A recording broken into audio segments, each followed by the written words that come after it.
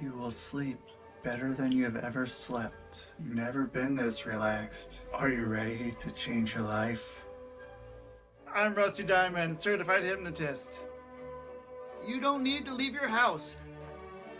You can stay in your bed. You can stay in your favorite chair. You just need a computer or your phone. You can get a hold of me. Stay at home. I'll make your life better. Hypnosisisgreat.com.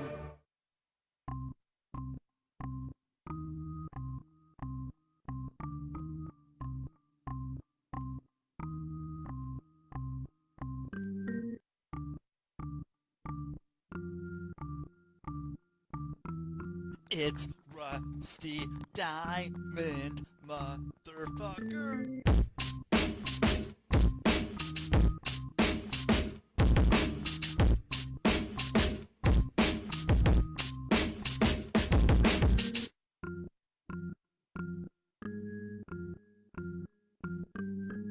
It's Rusty Diamond, motherfucker.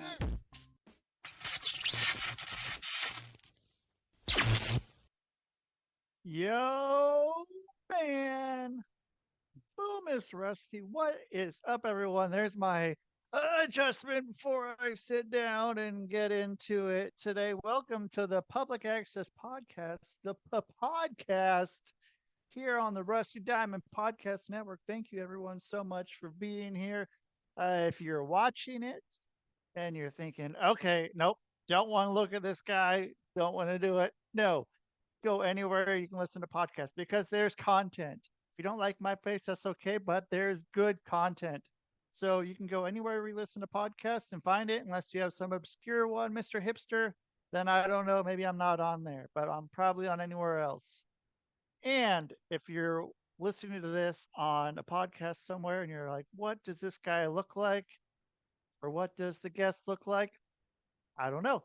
Go on YouTube. You'll find it there. Easy, easy, easy. Look up the Public Access Podcast. There is Public Access Podcast, or it was something like that without the. Someone tried to copy it, take it from me, but they didn't. They stopped. They're done. But I'm still going. I'm still ticking. So thank you, everyone, for that. I appreciate it. And it's time for me to bring on my special guest. And my special guest is right here and right now. And right here and right now, my special guest is Jackie Rubio. Welcome, Jackie. How you doing? I'm well. Thank you, Rusty. Thank you for having Good. me. I really appreciate that. Yeah, you're very welcome. Happy to have you on, and be able to come out here and do this, and just sort of hop into the experience, which it's a good place to be. It's a good place to be, and I appreciate you doing this. And um, so yeah, so we so you're in Texas right now. Are you living there, or are you visiting, or? Yeah, I tend to go between Texas and Oregon. I try to follow the weather patterns a little bit. Last year my circumstances changed, and I ended up spending a winter in Oregon instead, in a summer in Texas. So that was a little disappointing. Oh, so you're the snowbird is the term, I guess. I would like to be. You like to I be. would like to be. What what is stopping you from that? Is there?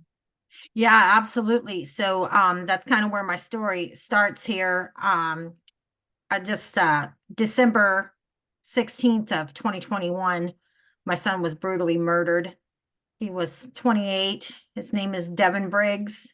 He was a real good kid, real tall, like 6'4", just the sweetest, like most gentle, kindest guy you'd ever meet in your life, like super well behaved, real straight and narrow, always was worried about his 401k, paying his taxes on time, just a real good kid. And he showed up at his ex-wife's house, Paige Van Norstal, in Madras, Oregon. to get his son for his routine custody or routine, every other weekend visit. And he opened the door, or she opened the door and shot him. She shot him right in the heart, a kill shot. He would have never survived, but she continued shooting him multiple times. He fell into the home, and my 7-year-old grandson was in that home, and he continued to get shot. And from there, my world changed. My whole world completely changed. So I just want to talk a little bit about, not only have I lost my son, but the state of Oregon, they left her with her full custody parenting rights. So what she how wasn't so? able to accomplish in the courtroom, she was able to accomplish through murder. So she holds full parenting rights to my grandson while she's in jail awaiting murder 2, assault 1, and unlawful use of a deadly weapon. And they left her full custody. So she's allowed to decide where my grandson lives, who he can see, who he cannot see. And he's been taken from me as well. Her side of the family won't allow any contact for my little grandson with Devyne's side of the family. So I've suffered the loss of my son. He's dead, he's gone, and I've now suffered the loss of my grandson. Holy shit. So how does that even happen? How does she still, is this like pending trial that this is happening? And then Yes, one, it is pending trial, and I mean it's a very kind of a complicated situation. So I want to go on record and say that I am not a perfect person. I've made a lot of mistakes. I was actually a severe alcoholic when my kids were teenagers.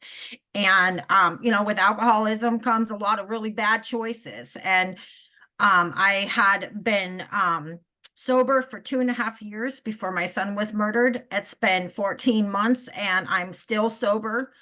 I have a strong enough sobriety that I wake up every day knowing my son is dead and my grandson is gone, and it just helps me stay sober. It doesn't detour me from staying sober. So in the process of getting sober, staying sober, I started a women's empowerment nonprofit so that I could use my story and my mistakes and the things that I had gone through to help other women. And I had just speak out about my situation. I actually wrote, I co-authored a book that turned into an international bestseller regarding my trip to rehab and, the mistakes I'd made and how I want to reach out and help other people. All that had gone on in my 2.5 years of sobriety before my son was murdered. And I'm really grateful for that because it's just kept me, strong in my sobriety and kept me being able to honor my son, to continue to be a good mother now, even through his death.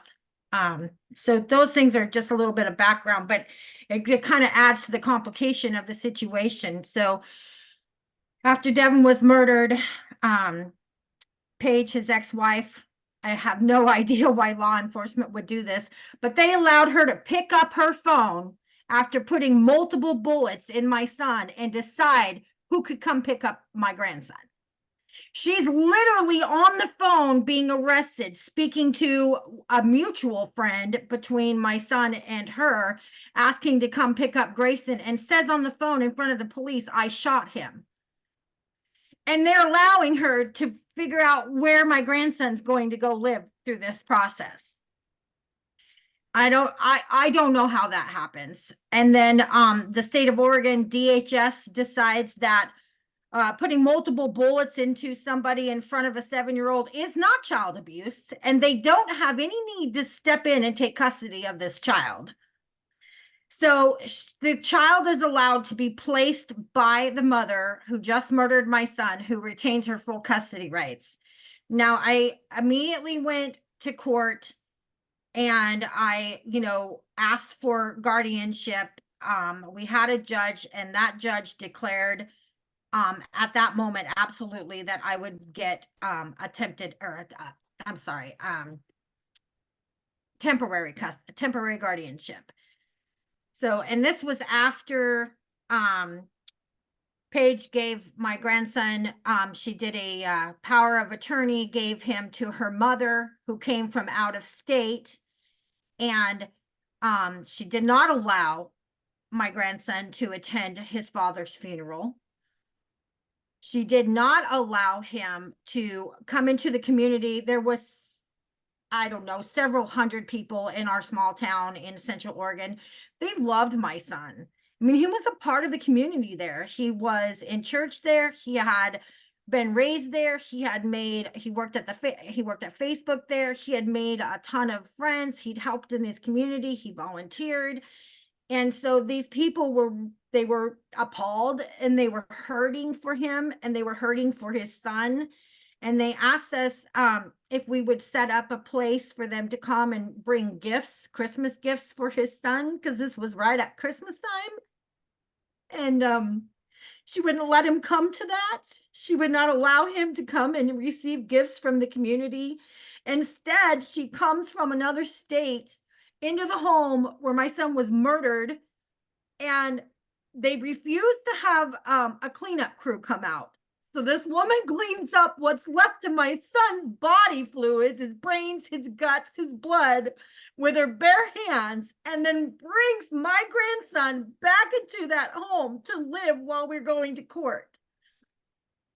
I mean, these are just some absolute atrocities that I think are unimaginable, but this is the way it played out. And so we went to court, the judge hearing all of these things, taking into consideration everything.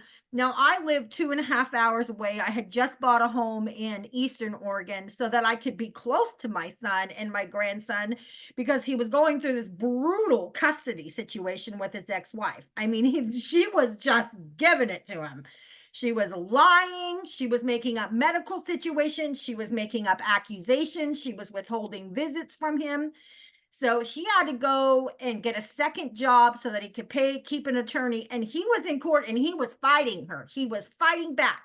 He was not allowing her to just run him over like he had done in the past. And so she had made false accusations. She had an emergency hearing that got denied. Then she took the same information that had already been investigated and thrown out and said that, there was none of the accusations were real, that he was fine to have visits with his son. She went back to another judge with the same information, and his attorney didn't show up.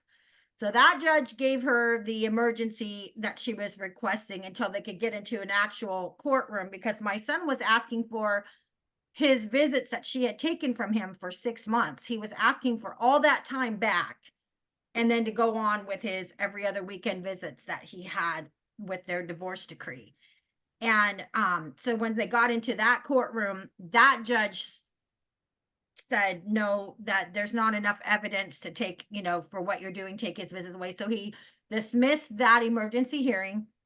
He gave my son back his visits.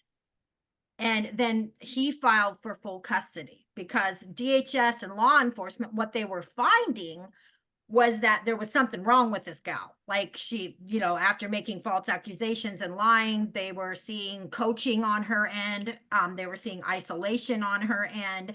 They were definitely seeing parental alienation. And my grandson was being a product of that, for sure. He was following all those patterns. What happens when a child is alienated, when they're coached, when they're asked, when they're asked to make up stories, things like that. He was definitely following that pattern. So, Devyne was making some progress on that. He really was. I mean, they caught the attention of law enforcement, of DHS. The judge obviously said this isn't going on. So, he needs to go back to his normal scheduled visitations.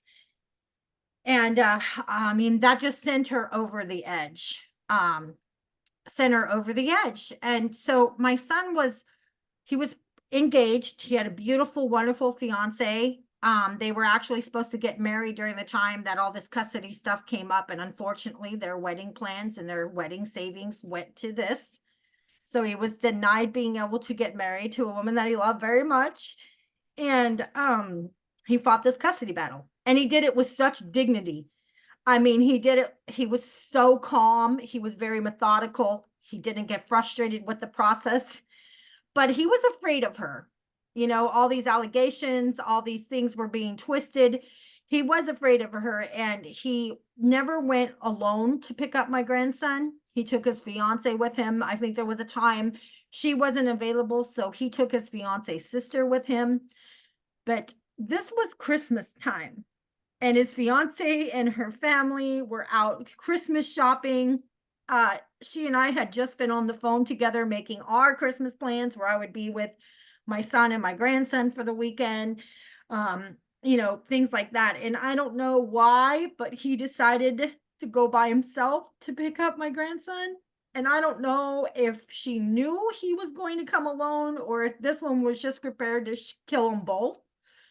You know, I don't know that she knew he was coming by himself, but she opened the door, you know, and because he was afraid of her, because all of this was going on, he installed a dash cam on his car.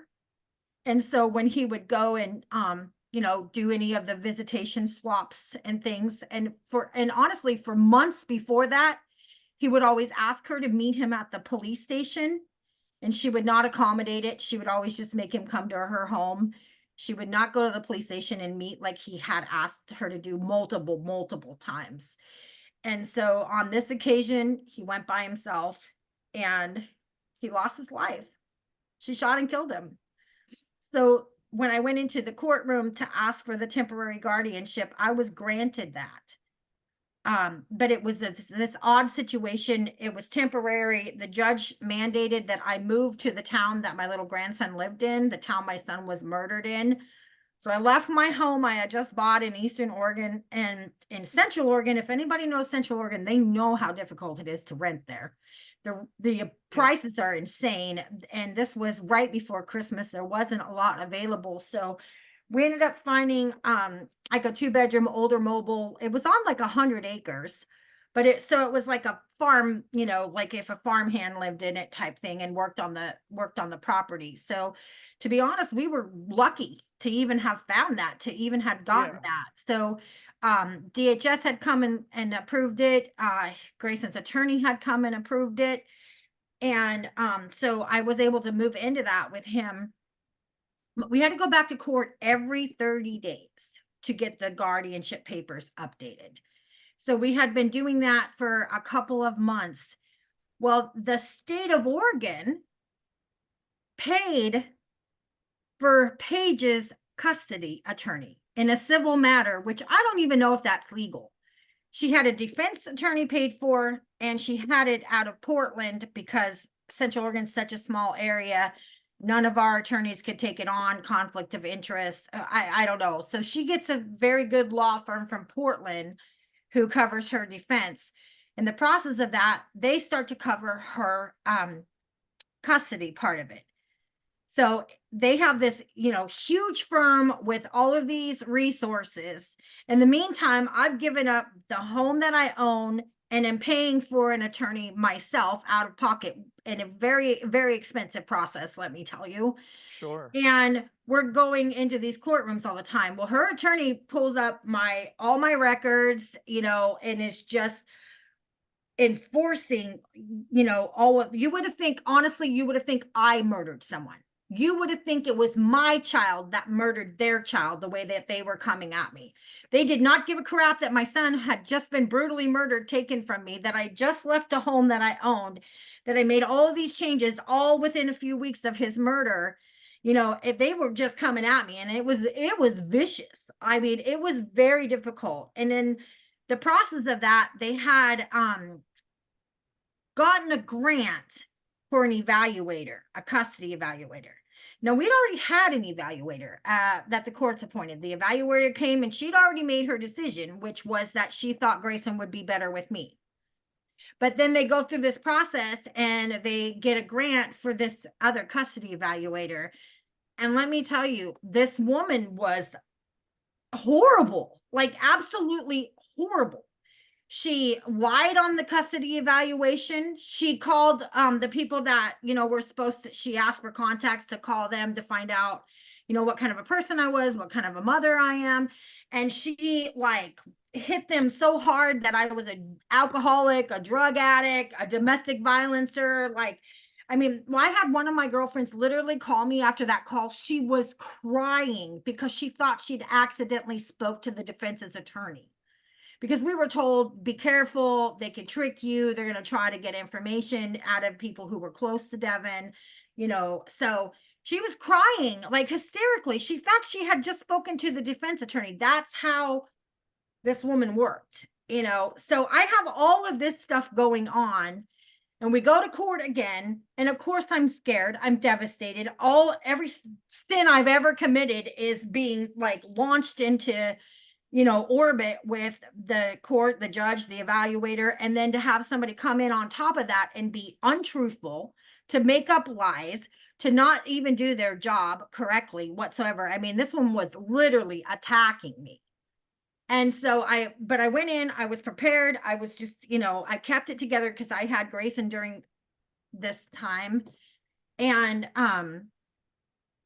sorry, I didn't mean to say his name, but, so the judge, what happens is she finds out by going through all this paperwork that she had actually prosecuted me. It had been many, many, many years, and she did not remember me. She did not remember the case. So she asked me and my attorney if we wanted her to step down because of that. And we said, absolutely not. Well, the other side said, yes, we want you to step down. And unfortunately, that was the other grandmother's weekend visit with my grandson. So she actually had he was with her physically that weekend. And what that did was that left me without my guardianship papers extended, and left it with her that she actually had him physically.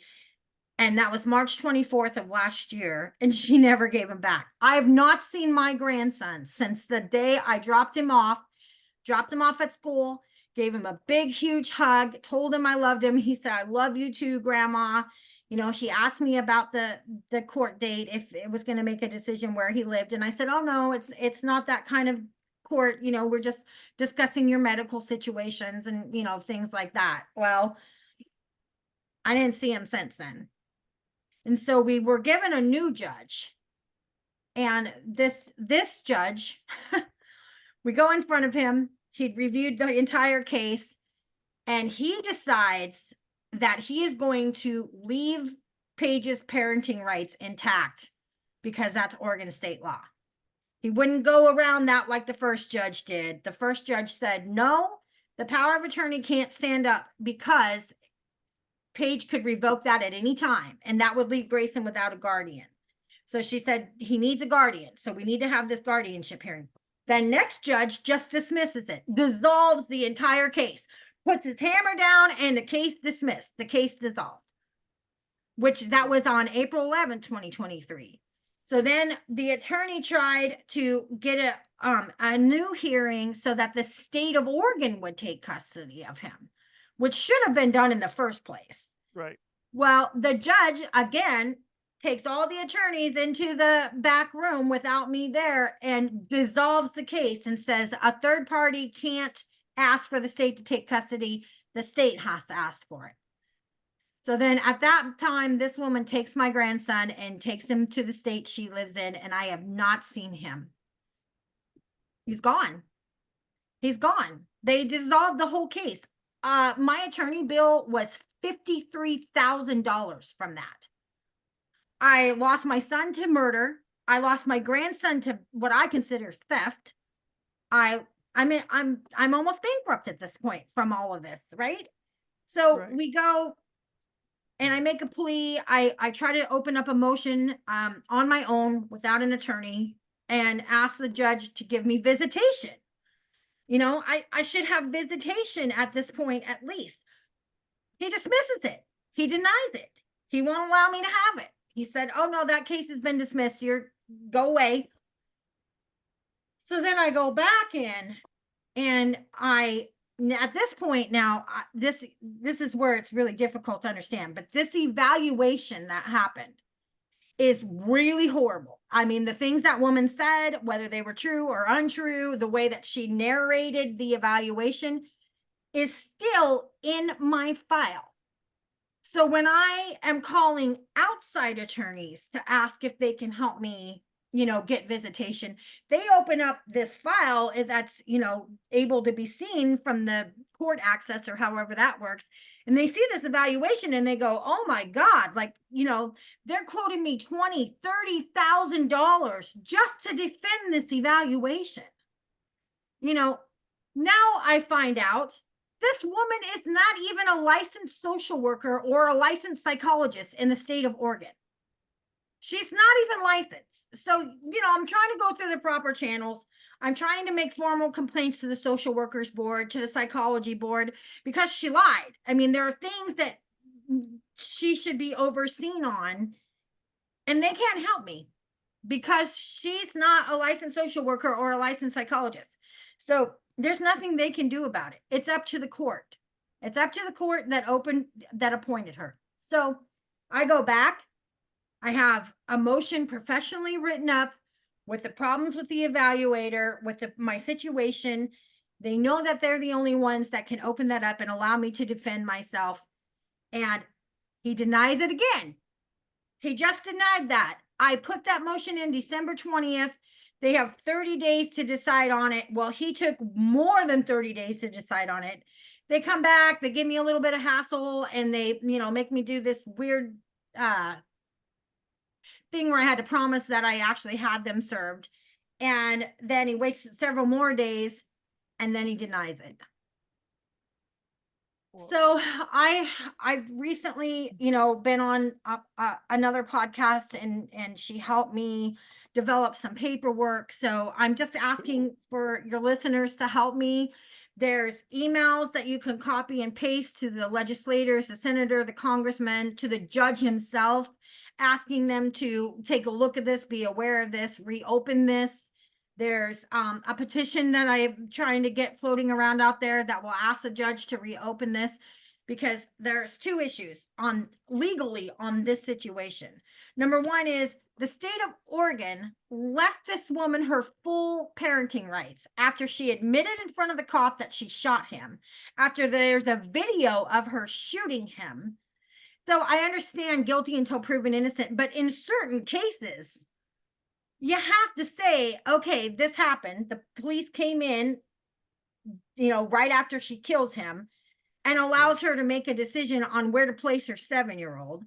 And then, they allow her to continue to have her parenting rights and decide what happens to the 7-year-old when there's an overwhelming amount of evidence and her own admission that she killed him. So I think that there's got to be a law that, would accommodate that. In Oregon, there's a slayer law. The slayer law says if you kill somebody to benefit financially, you don't get to benefit financially. Like if it's property, if it's real estate, if it's, money, you don't get to have their finances if you kill somebody. And that's before they're proven in court. All that's held up. Why will you get to gain full custody of your child if you kill the other parent blatantly? So that's one. And the other one is, why does the courts in Oregon, the family courts, use an unlicensed professional to do such an extremely intense case evaluation? And then to leave me with no way of correcting that. I have nobody that can help me, go through it, see where there were lies at, see where she had made major mistakes at. And I have nobody to help me with that. So what that does is, like I said, if I try to get another attorney to help me see my baby, to see my grandson, they're quoting me $20,000 or $30,000 because this evaluation sits on this case. And then you have this judge, and he's the only judge that I can see in the entire Central Oregon area, because the other ones were involved either in my case or in the murder case. So he's the only judge that I can plead to get him to take a look at this evaluation, and he refuses to do it. They just refuse. I'm sorry. And I mean, and if that wasn't like the worst of it, the same evaluator goes into a public place in this small town of Central Oregon where my son was just murdered at, where my grandson was just taken out of. And she doesn't even realize it, but she goes into a nail salon that is owned by the same woman she called and brutally like questioned to the point of having her in tears. She owns that nail salon, and this woman sits in that nail salon. She starts bragging that she's the social worker on this high profile case. She starts talking shit about me. And in the end of this, she declares that my son deserved to be murdered. And there's nobody who oversees this woman. There's nothing I can do about it. Oh my gosh, I'm sorry. I just got myself so frustrated and so worked up. And it's okay. what people also, the problem is at the end of all this, my son is still dead. My son is still gone. At the end of all this legal stuff and all this other stuff that they've put in my path and, you know, things like that. I mean, I'm trying to deal with that one thing at a time and, you know, do the right thing and never give up on trying to get my grandson. I have at least 40 texts begging his other grandmother to let me have a visit, to let me send him pictures of his daddy. He doesn't even have any pictures of his dad. He's being told his dad was this terrible person. You know, I got, my attorney subpoenaed the like jail and audio calls between the grandmother and the murderer. And on those, in front of this baby and on those recorded calls, I mean, they've got him involved in actively talking bad about me, calling me a liar. He's 7 years old. You know, the woman who just murdered my son is on the phone calling me crazy. And he's involved in these conversations. You know, they're in the jail and he's sitting there with a visit with his mom and it's being recorded and they're talking about me right in front of this little guy. You know, and now, you know, of course, when I ask for a visit, she's trying to tell me, oh, he doesn't want to talk to you. He doesn't want to visit you. Of course he doesn't. Look what you've done. Yeah. And I mean, that's what, you know, that's all he knows. And that's ridiculous. That's absolutely insane. And I mean, so like, what was the relationship with you and her before, when they were together, when your son's ex-wife? You know, I tried really hard with them. They were very young. He was 20 and she was 18, I believe. I hosted their wedding. It was very important to my son. He was in church, and he really wanted to, you know, be married. He didn't want to live with her, in out of church type thing. So, I hosted their wedding and, you know, she was just real different, real standoffish. He was really grateful. He really loved having the tradition and the wedding like that. She, you know, showed up and said, I thought I was just here to sign a piece of paper. You know, so that was her like style. And then, you know, when she had my grandson, she was really, really weird about it. She didn't want any contact with me. You know, she was a germophobic, you know, and my son never stood up to her. She was always threatening to take the kid, you know, always threatening to kick him out of the marriage and take his son. So he never stood up to her. And I just let him do what he needed to do, you know, like how to have his marriage the way he wanted to have his marriage, to have his relationship with his child the way he wanted to. I'm just always there to support him, you know, if he needed anything. And, you know, they got separated within 3 years. Devyne didn't want to leave the marriage, but it was apparent to all of us. And we tried to tell him, you know, that she was into women. I just don't believe that she was happy in a heterosexual relationship. I believe that she got what she wanted. She got pregnant. And the minute she got pregnant, she just didn't want anything to do with Devyne anymore. You know, and so he tried his hardest, and then He had to move out, and she was still breastfeeding my grandson at the age of 3.5.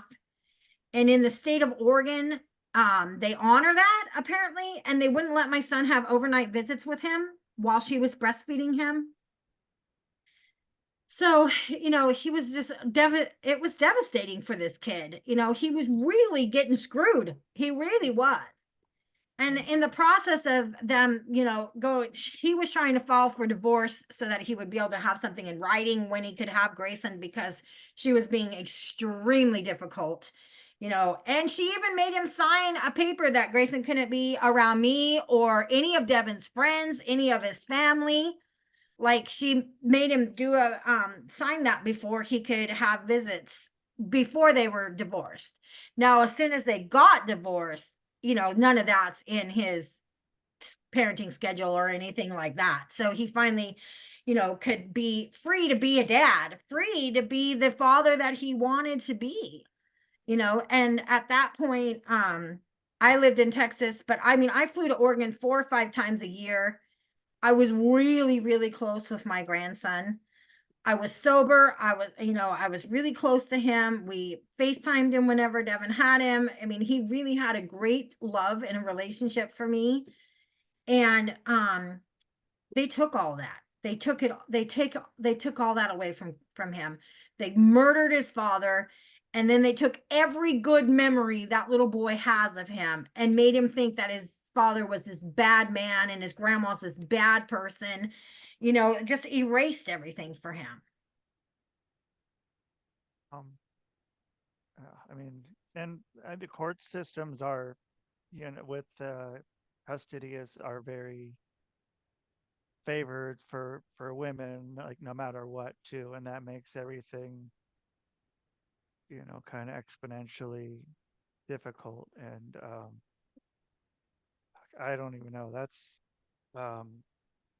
so now, how can people help these situation? How can they learn more? How can anyone here that's hearing this, Well, if anybody knows the law and has any, help, if anybody, if what we outlined, for the viewers to make things easy is, 3 emails.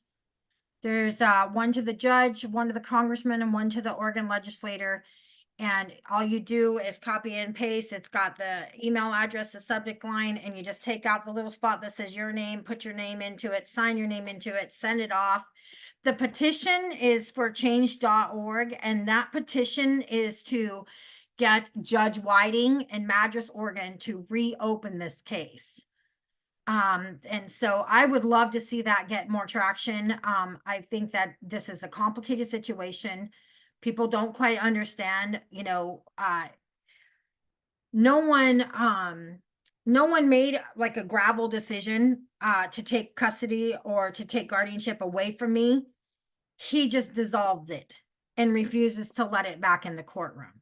So, no one actually took the guardianship from me. No one actually took custody. No one actually, no judge said, oh my gosh, he's better off with grandma. Nobody did that. But it's just left so, dissolved the way that it is, that it's left me no options, no choices that I'm aware of. We did put a GoFundMe up. I pray that does go somewhere, because I am trying to appeal his latest denial of the case. It's a process. I represent myself, so it's not easy. I would love to get a paralegal that could, help me, actually put that together. But unfortunately, I think I have 6 more days left before the 30 days is up to appeal it. Because when they finally, I was calling the court almost every day to find out, if I was going to get a hearing, what was going to happen. And I think it was like February 9th when they said no, and she emailed me the denial to it. Well, the thing itself is actually dated February 5th by the judge. So that even took away more days I had time to try to get an appeal put together. So yeah, that's, if the GoFundMe, let me get a paralegal really fast to help me put, the appeal in at least and see, what that would, what would happen with that. And then, maybe it's time to go into the state that my grandson's actually in. It made it very complicated because the person who actually has custody of him is in Oregon, but the person that has the power of attorney and the physical part of him is in Montana. And it just makes it confusing what courts will accept it. I mean, at this point, they can pretty much both kick it out because he's a resident of the state of Montana, but his mother, who has physical or legal custody, is a resident of Oregon, of Madras, Oregon jail. So my gosh, I mean, I don't think this thing could get any more complicated.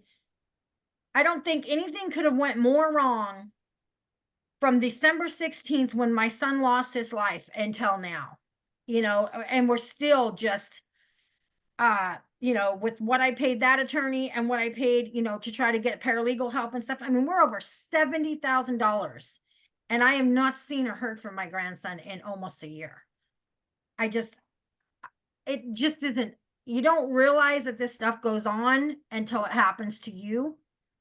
And I would just like, for people to understand how really messed up the family court system is. I don't know if it's like that in every state. I do know that there's other states where they have to be a legally licensed social worker. I don't know why the state of Oregon seems fit to hire these people that are not. So like I said, I mean, everything that could have went wrong did, and then some, and I'm left as a mother, a grandmother, what am I supposed to do? Am I just supposed to quit and just accept the fact that I will never see my little grandson again, that my son died for nothing? He died fighting for this little boy. Right. I don't know.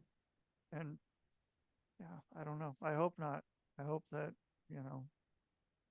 I hope this at least gets some, eyes and, more awareness about what's going on. And, hopefully, it sets it to where other people aren't going to have to experience anything like this. And That's my hope. My hope is that we can get some of these laws changed so that no other mother, no other grandma, no other father, no other person ever has to go through this. I mean, I'm not politically charged. I'm not, a super educated person. So this is like some really difficult things for me to understand, to try to make happen. But I'm so sure that nobody else should ever have to go through this. Yeah. Thank you so much for being on here and getting to share that and get that out into the world. I appreciate that. And I hope that whatever the show can do, we'll do. And I hope that everything can work the best that it can work, and hopefully make it Thank you better for the opportunity. You're very welcome. And I hope you have a great rest of your day. Thank you for being on. Yeah, thank you to your listeners. I appreciate it so much. You bet. All right, have a good day. Okay, bye-bye. All right, bye. Okay, jeez, that's a lot. Fuck. Yeah, if anyone here can help out, please. That's it. I mean, I don't have any witty lines here at the end, so I'll post stuff in the comments here in the show notes. So thank you everyone for listening here on the Rusty Diamond Podcast Network, and that is the show. Man, boom.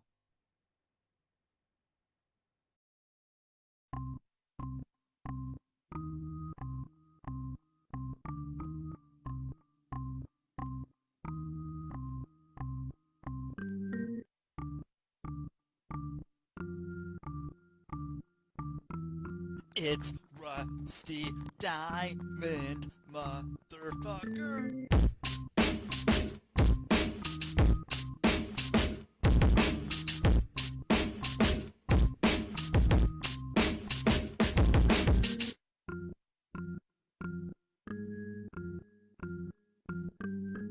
It's Rusty Diamond, motherfucker.